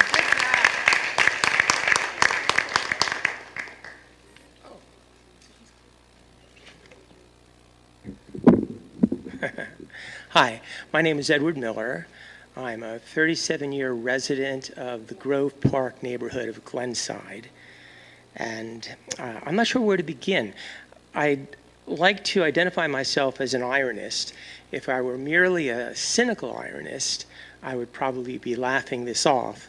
But as I'm paying into this product from which I receive nothing every year, let me point out the irony of your opening statement when you emphasize the importance of, in terms of Lenape people and our history, the acknowledgement of truth.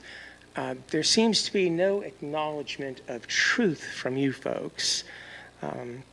Now indulge the ex-English professor in me, but allow me to use your own words to reveal your understanding of the situation.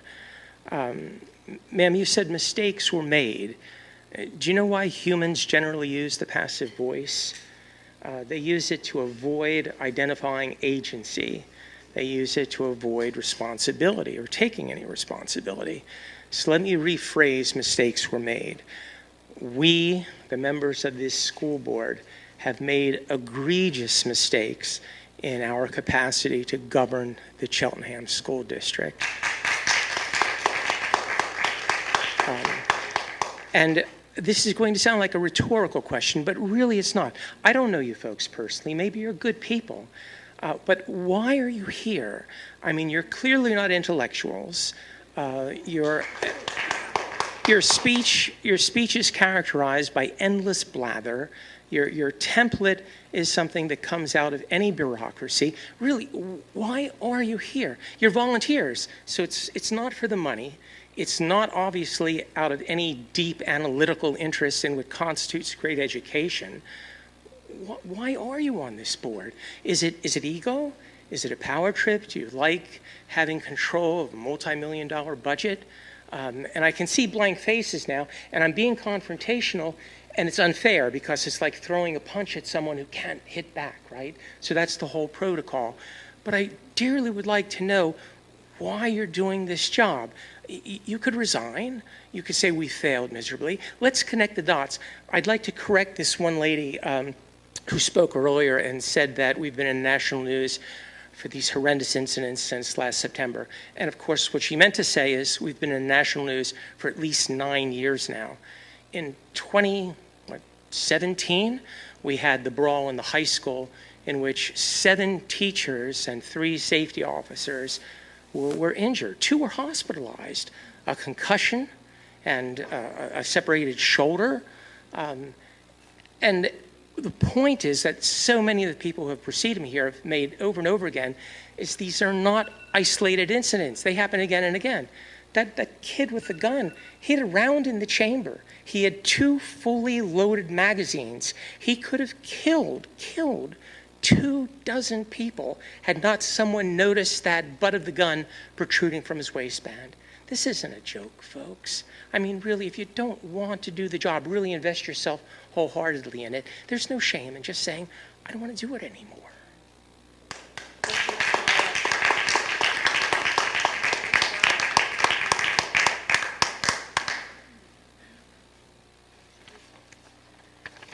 My name is Sharifa Ali, and I didn't intend to speak today. I just wanted to come to support the administrators, most of the teachers that were not involved in this incident. My last child will go into 12th grade this year, and she doesn't want to go. She wants me to transfer her, and I don't know how to legally transfer her out of Cheltenham. You know, I have no idea what I'm going to do, how I can do that. I know I'm sounding kind of crazy, but this incident is really, it's very wide known. But a lot of districts, I'm actually from West Philadelphia, but I played in Lamont Community Center when I was 4 years old because my grandparents were friends with triplets, okay? But there are school districts that know how to cover up their mess. And because I'm from West Philadelphia, I know about Lower Merion. I have family and friends there. They know how to cover up their mess. Now, I guess maybe what happened here is that it was too much mess and they couldn't cover it up. But I just want this straightened out, for real. You know, like I'm saying, coming here made me understand that my child is embarrassed. She doesn't want to stay in Cheltenham in 12th grade, and I truly don't know what to do about it. So that, I just had to say my little piece. Thank you. Thank you, Ms. Lee.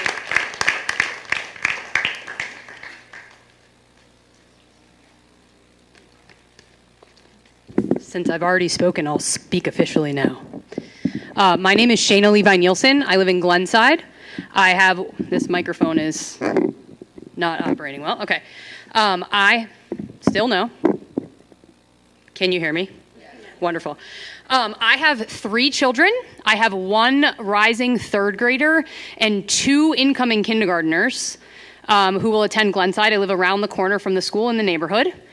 So I've seen Glenside now. I've been in this school district for about 5 years, and my child has attended for 3 years now.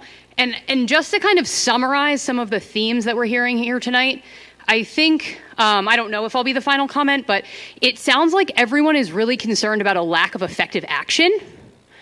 And I just want to share an observation that I have from this school district, which is that the lack of effective action is due to the fact that we have a lack of effective practices in general across our school district. Instructionally speaking, obviously safety-wise, right? That's why most people are here.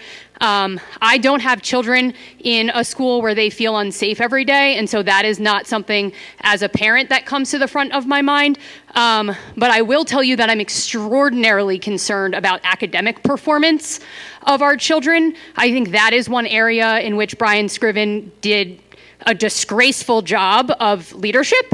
And I really, really hope that we can hire a new superintendent who understands what evidence-based practices are and can implement those across our entire district. Because so far, from what I've seen, the reason that we have all of these crises is because we don't do anything to prevent them. School districts don't have crises like these when they have strong positive behavior support programs. They don't have crises like these when they have effective instruction, and they don't have crises like these when they have evidence-based safety practices that are developed within the district. I want to be really clear that I am not in support of hiring external consultants to pay our tax dollars to when we already pay our entire school district staff to solve and prevent these problems. These problems should be things that our school district is able to prevent and tackle and respond to effectively, and we haven't seen that. And as a parent and a taxpayer, I find it really abysmal that we pay all of this money every single year to all of these staff who seem to be able to produce no effective action when everything that they could possibly need in terms of resources would be available to them if we just had the right human resources here to be able to provide the accountability that everyone's talking about, to support our teachers, to support our administrators, and most importantly, to support our students. I usually speak until the time is up, so that's it for me. Thank you, Ms. Nielsen.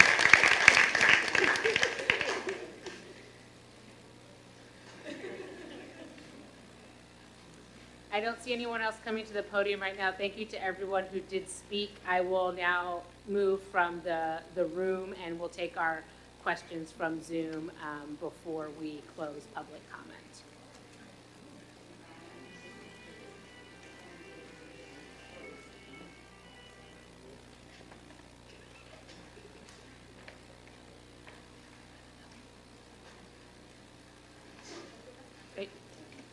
She's unmuted.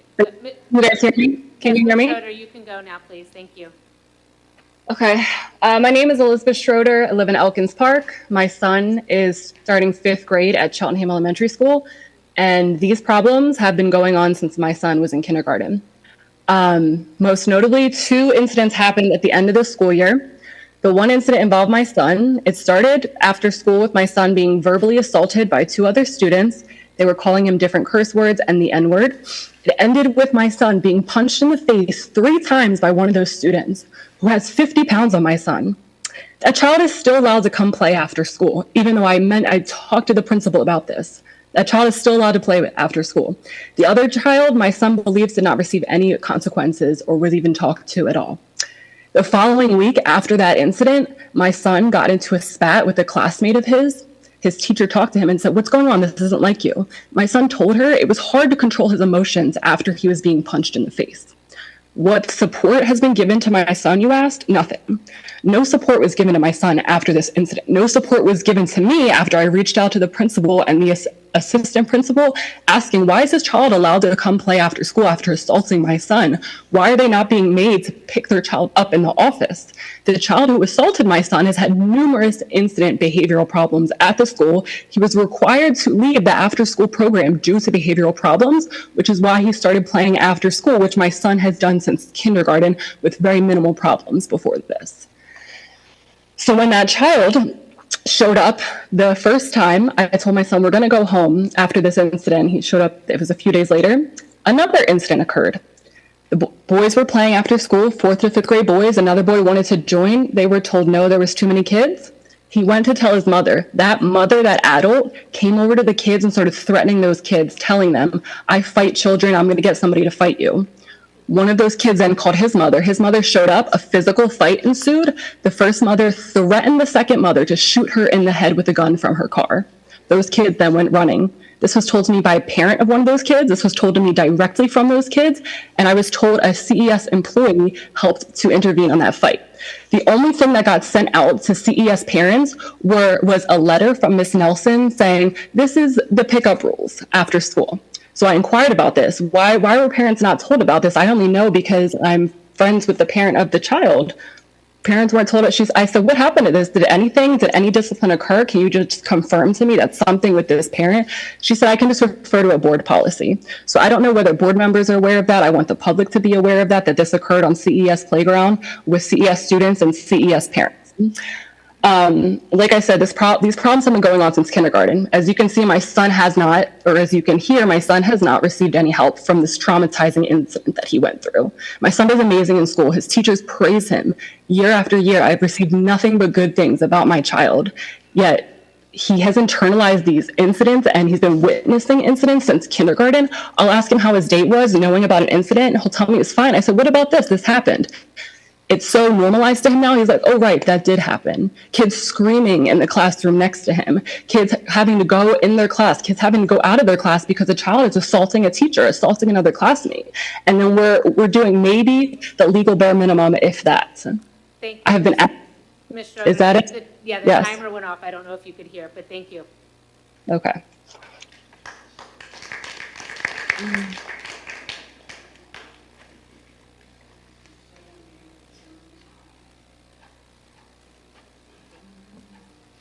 I think, you can unmute them. They need to just introduce themselves and say their name and where they reside in the district. Okay. Hello. Hello. Can you please state your name and where you reside in the district? Yes, my name is Pam Maida. I live in Elkins Park, and I have a student at the high school. You can make your comment now. Thank you. Yes. So I have been attending these meetings and listening to the board repeatedly tell parents that you are looking into it or you'll provide answers in the future, or that you cannot comment at this time, or it's something simply you cannot do, or it's a no. At this point, my concern goes far beyond the recent hazing scandal. I am concerned about a broader pattern of leadership, oversight, transparency, and accountability through this district. We now have a situation where questions have been raised about the qualifications of a coach who was nevertheless hired by the district. We have serious allegations involving the safety of our students that have resulted in criminal charges. And meeting after meeting, parents are asking legitimate questions and being told that the answers will come later. My question is, who is holding the board accountable? If the board is ultimately responsible for overseeing the district, who evaluates whether this board itself is doing its job effectively? And if the board believes it has acted appropriately, will you commit to an independent review of the board's oversight and decision-making, not just an investigation into individual incidents, and make the findings available to the public? Because if the answer is simply that parents should continue to wait for answers, I want to be very clear. Parents are not gonna stop asking questions. We have the right to expect accountability from the people entrusted with our kids' education and our taxpayers' money, which, by the way, is very high. If this board will not provide that accountability, what is the process available to the community to seek a change in leadership? Thanks. Thank you, Ms. Mayor.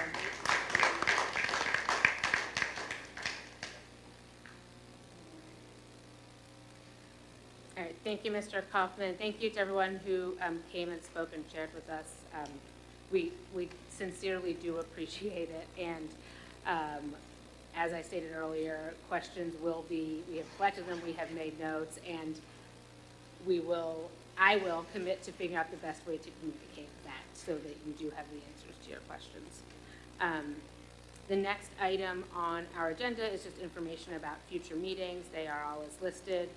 And I will just make note that one meeting that is missing from here is which I did not notice earlier, is that on Tuesday, August 25th, the Climate and Culture Committee will meet.